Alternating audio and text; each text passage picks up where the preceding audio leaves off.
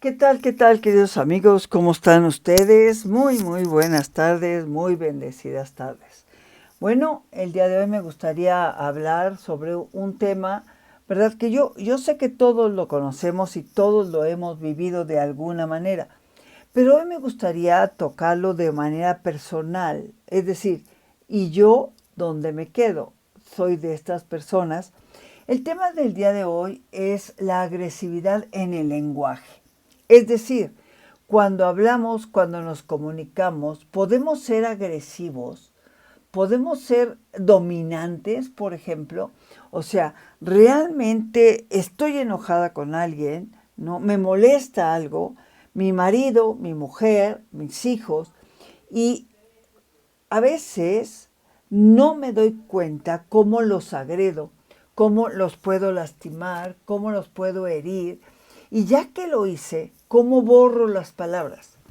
Nadie ha podido nunca borrar las palabras.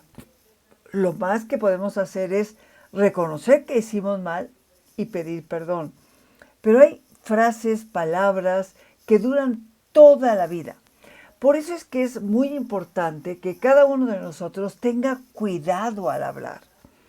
Cuide sus palabras, cuide si usted se siente agresivo en un momento dado, mejor no hable. Pero por Dios santo, avise, anote, no voy a hablar. No solamente diga la ley del hielo, no, avise. Es terrible dejar de hablarle a una persona. Y lo he dicho infinidad de veces y lo seguiré diciendo. O sea, la mejor manera que tenemos de ser personas es entendernos con el lenguaje, platicarlo, hablarlo. Y eso es lo que se necesita.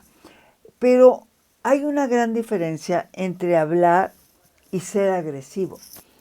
El ser humano es quien realmente puede comunicarse a través del lenguaje perfectamente bien estructurado, ¿no? Donde todo mundo puede llegar a entenderlo. Entonces, vamos a aprovechar esta bendición que tenemos los humanos para poder comunicarnos y decirnos las cosas. ¿Qué nos sucede muchas veces? Si yo me peleo con mi marido, o con mi mujer, o con mi hijo, o con mi padre, me siento herido, me siento lastimado, me siento ignorado.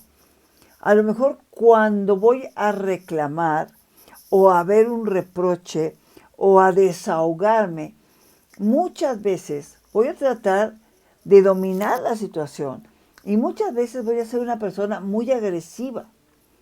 Y a veces somos agresivas con las palabras, con el tono de voz. Como usted lo sabe perfectamente bien, nuestro tono de voz va a decir mucho. Nuestra forma de demostrar el enojo va a decir muchísimo. La mirada penetrante, ¿no? O ese grito que nos asusta, que se nos imprime dentro de nosotros. El lenguaje no verbal, es decir, las manos, la mirada, ¿no? La actitud que tomamos, pues puede decir muchísimas cosas más que las propias palabras, ¿no? Y nosotros podemos ver en el otro a alguien que nos da miedo, es decir, que nos amenaza, ¿no? Con su actitud, con su forma de ser. Y la verdad es que eso no está nada padre, ¿no? Nada bonito. Estas señales de agresividad en el lenguaje, ok, es cierto, ¿verdad? Que muchas veces se hacen por miedo. A lo mejor el que está muy enojado le tiene miedo a la persona con la que se está tratando de comunicar, ¿no? Pero encontramos con mayor frecuencia, dice la teoría, que los hombres muestran más este rasgo de violencia, de dominio, que la mujer. Yo no sé qué tan segura puedo estar de estas estadísticas, porque yo realmente he visto mujeres sumamente violentas y agresivas en su mirada, en su actitud, en su tono, en el movimiento de los brazos. Todo comunica. Recordemos que es la primera ley de comunicación. Todo, absolutamente todo comunica, hasta no hablar. Pues el hecho de no hablar, usted dirá, pues no digo nada, no. Pues no habla con una persona, está comunicando que le está haciendo la ley del hielo, que es desprecio, que es minimizarlo, que es hacerlo pequeño, ¿no? Muchas veces nuestras manos, nuestra mímica, nuestra postura, nuestro tono de voz van a demostrar violencia, mucha violencia, ¿no? Hasta los detalles más insignificantes pueden ser violentos, violentos. Por ejemplo, si me estás hablando y yo te doy la espalda, es algo muy violento. O sea, no me interesa lo que dices, no te quiero escuchar. Todo esto dice el hecho de voltearme y darte la espalda. Si yo manoteo en la mesa, ¡cuas!, ¿verdad? Estoy llamando la atención, que a lo mejor hasta brincan los que están a nuestro lado. Esto es una manera de violencia y hay que tenerlo en cuenta, ¿no? Si yo grito, ¿ok? Y en esto del grito sí me gustaría aclarar, porque no saben cuántas veces lo veo en la terapia de pareja, es que yo así hablo. La verdad es que pienso yo que cuando alguien es de voz fuerte, habla fuerte, pero no está de malas, se nota. Y cuando alguien, esa misma persona, habla fuerte y está de malas, se nota. Cuando el otro me dice no grites, lo más probable es que yo esté gritando.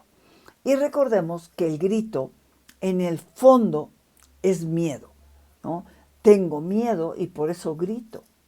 Aunque usted no lo crea, por ejemplo, cuando el papá está gritando, ¿no?, y los chamaquitos están desobedeciendo, el papá tiene miedo. O sea, ¿qué les pasa? ¿Por qué no entienden que soy su padre? Esto no está bien. Y claro, esto viene a suceder y a crear reacciones muchas veces muy difíciles de librar, ¿no? Ahora bien, tenemos que saber que hay que controlar, manejar bien nuestra forma de comunicarnos. Imagínese usted a alguien que va para gobernador, que va para delegado, que va para presidente, ¿no? Y lo encontramos que es una persona que sus modos y maneras son agresivas, son violentas, ¿no? Es muy común ver a los políticos pelearse muy violenta, muy agresivamente, ¿no? Al grado de que de verdad nos espanta, nos molesta, nos da repele encontrar personas que hablan de esta manera tan desagradable, tan mala, ¿no? Y más haciéndolo en actos públicos. O sea, a veces nos preguntamos, ¿de veras los políticos tienen derecho a todo lo malo, a todo lo desquiciante? O sea, ¿qué está pasando? Si usted nota en este momento enojo en Maruca, tiene usted toda la razón. Me enojan muchísimo los políticos. Los políticos actuales han creado una efervescencia muy desagradable, muy nefasta, muy violenta. ¿Ok? Nos han echado a pelear a los mexicanos unos contra otros. Estamos viviendo situaciones dramáticamente graves, ¿no? Y por eso es que sí me gustaría que fuéramos muy conscientes de que este enojo que se va sintiendo en la generalidad tiene que pasar a la calma, porque algo va a suceder y algo grave, ¿no? Nosotros realmente, para poder comunicarnos, para poder tener una interacción con el otro, pues yo necesito que estemos ahora sí en iguales, ¿no? En iguales. Tú igual que yo igual que tú. No sentir que tú más que yo y yo menos que tú, porque entonces yo no voy a tener una buena comunicación. No voy a poder hablar, porque a lo mejor si yo te veo más que yo, voy a sentir que me inhibes, que me da miedo. Y menos que tú, a lo mejor puedes sentir que yo te humillo, te rebajo. Por eso es que la comunicación siempre tiene que ser más efectiva entre iguales. Y en ese momento me viene a la cabeza lo difícil que es para un padre entender esto. El padre no se comunica con su hijo entre iguales. El padre es el padre y el padre tiene la autoridad sobre el hijo. Llamándolo en términos muy comunes, podríamos decir que es el patrón y el súbdito, casi casi, ¿no? El súbdito está hecho para obedecer. Pero aquí va a depender de que el padre se convierta en padre o en tirano. Un tirano que no permite que el otro piense, que no permite que el otro hable, que no permite que el otro decida. Es terrible y es brutalmente doloroso, ¿ok? O sea, cuando alguien es padre e hijo, que se tiene autoridad, tenemos que ubicarnos en ese momento en que yo soy padre y voy a tratar de no imponerme, ojo, a menos que fuera necesario. No vas a salir y se acabó, pero no una negación así como de berrinche, porque no me hiciste caso, ahora te quedas. No, no, no, no. Un papá no puede ponerse en una postura de niño chiquito de hacer berrinche. Es que no me hiciste caso y ahora te quedas. O sea, esto es venganza, ¿no? Esto es venganza. Los papás tienen que saber tener autoridad y mantener la autoridad. Porque muchas veces, con el afán de que ellos hagan lo que yo digo, espérame, no se trata de esto. El padre tiene autoridad, pero no la puede estar desperdiciando en tonterías, en hacerse chiquito, en echar cosas pequeñas. No, el padre que tiene autoridad la utiliza para convencer, la utiliza para platicar, la utiliza para razonar con el hijo, no solo para imponer. Hay que imponer cuando ya hay una necedad. Me tengo que lavar las manos, ¿y por qué? ¿Y por qué me lavo las manos? ¿Y por qué? Claro, usted ya le explicó 20 veces por qué se tiene que lavar las manos. A la 21 usted le dice, lávate las manos y ya. No quiero ir más, lávate las manos. Tú ya sabes por qué. Claro, aquí sí lo entiendo. Pero me refiero sobre todo a la impaciencia y a la angustia que siente un padre que tiene hijos adolescentes. Y que el hijo le salió brutalmente pachanguero. Y que la verdad el papá pues no está nada feliz de que su hijo esté pachangueando y pachangueando. El padre tiene que encontrar las razones de fondo para decirle a su hijo no más pachangas. Y el padre tiene que saber hasta qué punto, pero ¿y por qué? ¿No? Porque ya es suficiente. Pues ¿quién pone esto de límite? ¿Qué es suficiente? ¿Cuántas fiestas a la semana son suficientes? ¿Cuántas reuniones entre amigos son suficientes? Son cosas muy difíciles de definir que los padres tienen que tener muy claras, ¿no? Tiene que tener también muy claro el padre de adolescentes, por ejemplo, que realmente si usted educa bien y sus hijos maduran adecuadamente, la época más fuerte de pachangas va a ser antes de casarse, antes de tener una pareja. Va a ser la época más fuerte de pachangas. Y si han crecido bien y han madurado, las pachangas irán desapareciendo impresionantemente, ¿no? Lo podemos ver cuando hay hijos y no hay hijos, ¿no? Cuando tienen un bebé, ¿quién se acuerda de una pachanga? Después de velar toda la noche y alimentar todo el día y pasársela paseando, chamaco, pues nadie tiene ganas de salir, se acabaron las pachangas. Es por eso que si les vamos a prohibir a nuestros hijos la pachanga, la fiesta, ¿verdad? Tenemos que tener muchas razones para que ellos entiendan. Por caridad, papás, démosle razones a nuestros hijos. Comuniquémonos con ellos de una manera pacífica. Pero, ¿qué ganas tenemos a veces de que el otro entienda que yo soy el que tengo el poder y tú te callas? ¿A usted no le gustaría que le dijeran esto? Nada le gustaría, ¿no? Si yo quiero tener una buena relación con mis hijos, de una cercanía, ellos tienen que verme como alguien que sabe lo que pide. Es decir, mira, mijito, no vas a ir a la fiesta. Te voy a decir por qué. Sacaste 3 materias reprobadas. Quiere decir que no sabes administrar tu tiempo. Estás utilizando tiempo en lo que no es debido, como es en una fiesta. Entonces, yo te pido encarecidamente que entiendas por la buena que esta semana o estas 2 semanas no vas a ir a ningún lugar hasta que no demuestres que puedes ir a una fiesta y mantener buenas calificaciones, ¿no? Aguas con los papás que tienen hijos con buenas calificaciones, porque esto ya no es válido para ellos, ¿no? Usted tendrá que encontrar la manera de decir sí o no a 1, 2, 3, 4 o 5 fiestas que a veces se avientan los chamacos entre semana, ¿ok? Usted tendrá que decir por qué. Es muy fácil cuando hay una fiesta entre semana, un miércoles. Hijo, lo siento, mañana es jueves y es día de escuela. No es lógico que organicen una fiesta el miércoles o jueves. Pero ¿qué tal si es viernes y sábado? A lo mejor sí se vale. Entonces, hay que tener en cuenta todo esto, ¿no? Hay que estar cerca de nuestros hijos. Y muchas veces el no darles permiso, el ponerles límites, pues les va a causar mucho desagrado.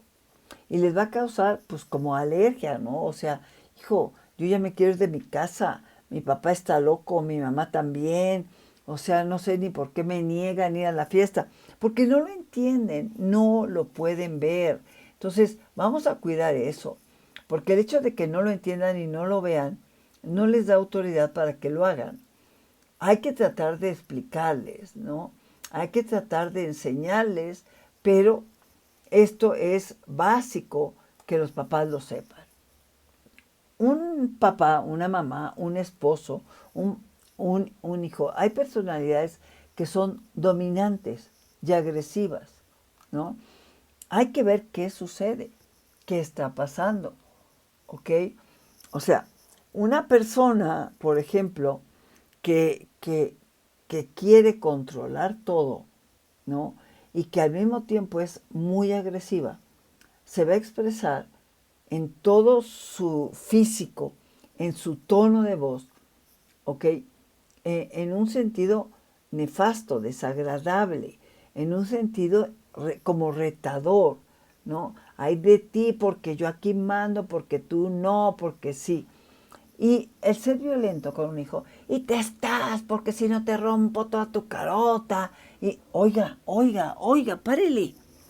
¿Dónde está usted parado? ¿Qué cree que es esto? ¿Es su hogar o qué? ¿Así se habla en un hogar, en una casa? No, no. No podemos ser agresivos porque es cruzar una línea muy peligrosa y poder llegar a la violencia física. Es por eso que lo estamos viendo. La violencia verbal nos lleva a la física. El decirle al otro, eres un tonto, con otras palabras, ¿verdad? Y el voltearse y darnos un trancazo, ya nos llevó a la física. Eso es la física, un golpe, un trancazo, una mala actitud, ¿no? Estas señales que vamos a ir teniendo, tenemos que captarlas. Es muy importante que cada uno de nosotros capte su propio cuerpo. En los últimos meses me he dedicado muchísimo a estudiar neurociencia, ¿no? Todo lo que son las neuronas y todo lo que es el cuerpo. Y es impresionante, impresionante poder ver cómo el cuerpo se estremece ante un grito antes que la mente. Fíjese bien, este descubrimiento de que el cuerpo siente y percibe antes que la mente es brutalmente interesante, es brutalmente profundo, ¿ok? Y hay que saber analizarlo y saber verlo, ¿no? Nosotros, cada uno de nosotros, tiene que saber que nuestro cuerpo tiene un lenguaje y ese lenguaje hay que conocerlo, ¿no? Hay gestos que revelan parte de la personalidad del otro. Hay actitudes que nos dicen esa persona está enojada, tiene miedo, está cansada. Hay cosas porque el cuerpo habla antes que la mente. Fíjese bien, el cuerpo habla antes que la mente, ¿no? Y pues bueno, podría yo compartir con ustedes, ¿no? Todo esto de la violencia, ¿no? Del dominio, de la agresividad, ¿ok? Como algunos de ustedes saben, tristemente acabo de ser asaltada de una manera brutal, dramática, con pistola en mi cabeza, ¿verdad? Con amenaza de muerte, con cortar cartucho para que yo lo oiga, ¿verdad? Y después ser amarrada, ¿no? Violentada de una manera horrible. Yo comentaba, ¿no? Con uno de mis profesores, porque sí, sigo tomando clases, toda mi vida ha sido un placer esto. Le comentaba, le decía, yo estaba sentada en mi pequeña oficina, en la casa de ustedes, en mi casa, dando una consulta. Estaba yo atendiendo gente. Y mi cuerpo se estremeció. Mi cuerpo, no mi mente, mi cuerpo se estremeció cuando oí el grito de la chica que me ayuda, brutalmente apanicado desde abajo. Mi cuerpo todo se vibró. Y yo sabía que mi cuerpo en ese momento estaba angustiado. Y lo único que se me ocurrió hacer es pararme, ir hacia la escalera a ver qué sucedía, ¿no? Pero mi cuerpo me estaba avisando que había peligro. Y esa es mi desesperación. Haber leído y estudiado tanto, claro, no le encuentro otra cosa que se hubiera podido hacer, ¿verdad? Me acerco a la escalera y me encuentro a este tipo apuntándome con una pistola en la cabeza, ¿no? O sea, mi desesperación es que mi cuerpo me lo indicaba. Mi cuerpo vibraba, temblaba, antes de que yo escuchara la voz de este infeliz. Antes, mi cuerpo estaba así. Y en esa desesperación han pasado estos 15 días, a veces despacio, ¿verdad? En medio de una angustia que dejaron en mi mente. Esta sí está en mi mente, pero la siento en mi cuerpo, ¿no? Cuando hay algo que es brutalmente violento, brutalmente agresivo, se queda en el cuerpo, se queda en el cuerpo. La ansiedad, usted lo sabe, se siente en el cuerpo, ¿ok? Cuando alguien nos está mirando con odio, se siente en el cuerpo. Yo quisiera que esto nos sirviera a todos para que estemos brutalmente conectados con nuestro cuerpo y con nuestra mente. Y para eso necesitamos estar constantemente haciendo conciencia de cómo estoy, qué me pasa. Si estoy muy enojado, hago conciencia. Si estoy muy preocupado, hago conciencia. ¿Cómo se pone usted cuando está preocupado?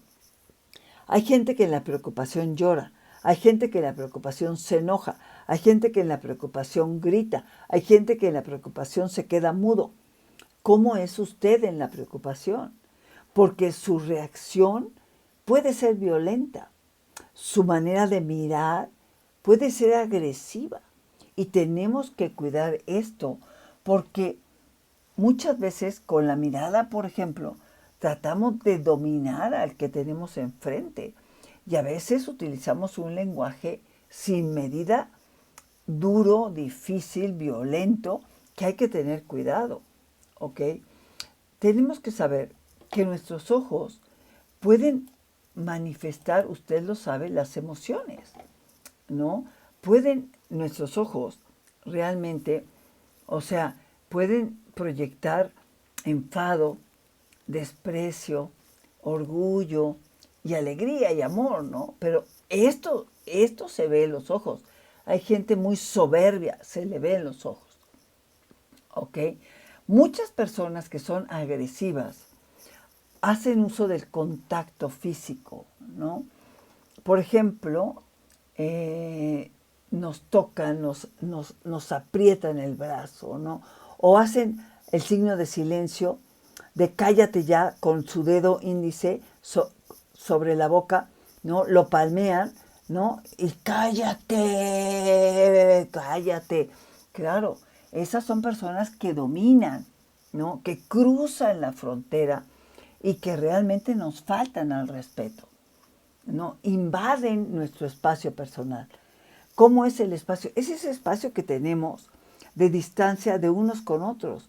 Cuando alguien está muy cerca de mí, o es porque me ama o es porque me odia, ¿no? O sea, o quiere algo malo de mí o quiere algo bueno de mí. Pero si no, o sea, un amigo, una amiga, tomamos una distancia.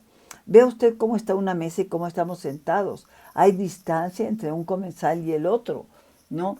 Son espacios permitidos. Cuando alguien rebasa nuestro espacio personal, obviamente nos sentimos agredidos, nos sentimos mal. No nos gusta que rebasen este espacio, no nos gusta. Igualmente, ok, la postura cargada hacia adelante, violenta, ¿no? Con los brazos en puño, pues claro que es una postura que da miedo, ¿no? O el tono de voz, el volumen de la voz, alto, fuerte, gritón, tono verdaderamente grave, ¿no? Ridículo, espantoso. Gente que ridiculiza a sus hijos, gente que ridiculiza a su enemigo porque así lo ven como un enemigo. Entonces, esto es lo que hay que cuidar. Si nosotros tenemos que tener una buena comunicación, queremos abrir canales, ok, voy a cuidar mi mirada, ¿no? Voy a ver con armonía, voy a ver con ojos de quiero arreglarlo, quiero solucionar este problema, no quiero más problemas, vamos a entrarle a la solución con mirada de amor, de comprensión, ¿no? Nuestro cuerpo tiene que estar relajado. En una conversación donde yo quiero pactar con el otro, mi cuerpo tiene que estar tranquilo y en paz para que esto se pueda dar. Porque si no, ¿verdad? Va a ser algo muy serio y muy difícil. Si mi cuerpo está todo tenso, con los puños apretados, pues el otro va a distinguir que estoy enojado a punto de pegarle. Entonces, si yo quiero una buena conversación, yo me tengo que fijar perfectamente bien en cómo estoy parado, cómo estoy sentado, cuál es mi tono y mi volumen de voz, cuál es el lenguaje que voy a utilizar, la mirada que le voy a lanzar al otro, ¿no? Siempre, siempre en apertura, siempre en abriendo los brazos, diciéndole al otro, pues aquí cabes tú bien, ¿no? Yo quiero arreglar esto. Y procurar que nunca haya una mirada de superioridad, yo soy superior, o de desprecio, ¿no? Cómo te odio, cómo te desprecio, ¿no? No, de ninguna manera. ¿Ok? No se trata de que el padre domine, se trata de que el padre gane autoridad. No se trata de que el padre humille, se trata de que el padre, al revés, ¿no? Se ponga del lado de su hijo y trate de ver lo que su hijo quiere, la edad que tiene, las posibilidades que tiene, si lo merece o no lo merece. O sea, cuántas cosas no tenemos que encontrar en nuestro yo interno para que en el tú, cuando hablamos con el otro, pueda ser de una manera pacífica y pueda ser agradable, ¿no? Las, las, eh, las formas no verbales pueden llevarnos a reacciones muy serias. Recordemos que existe una gran escala sobre lo que es la violencia. El grito entra en un grado alto de violencia. Del grito al golpe hay muy poca distancia. Por eso yo les suplico encarecidamente que primero que nada, cada vez que usted, ahora sí, abra la boca, se analice y vea si está siendo agradable o desagradable para el otro, si está entendiendo al otro, si el otro le está entendiendo a usted, si tiene una mirada amorosa, en paz y tranquila. Ya sé que me va a decir, no, que estoy furioso con mi hijo adolescente. Bueno, trate de salir al jardín, al patio, váyase a algún lugar y grite durísimo, desahóguese lo más que pueda y regrese con su hijo lo más calmado que pueda para que después no se arrepientan de haber hablado y de haber dicho. Igual les diría a los chamacos y a los adolescentes y a los jóvenes, cuiden sus palabras, porque tampoco tienen derecho a herir a sus padres o abuelos. No tienen derecho a lastimar a nadie, como nadie tiene derecho a lastimarlos a ustedes. Si logramos una buena comunicación, estaremos avanzando mucho, mucho en algo que se llama civilización. Solo el ser humano llega a acuerdos verbales, nadie más. Recuérdelo. Y usted y yo somos humanos. Demostrémoslo. Muchísimas, muchísimas gracias. Que Dios me los siga bendiciendo. Nos escuchamos el día de mañana.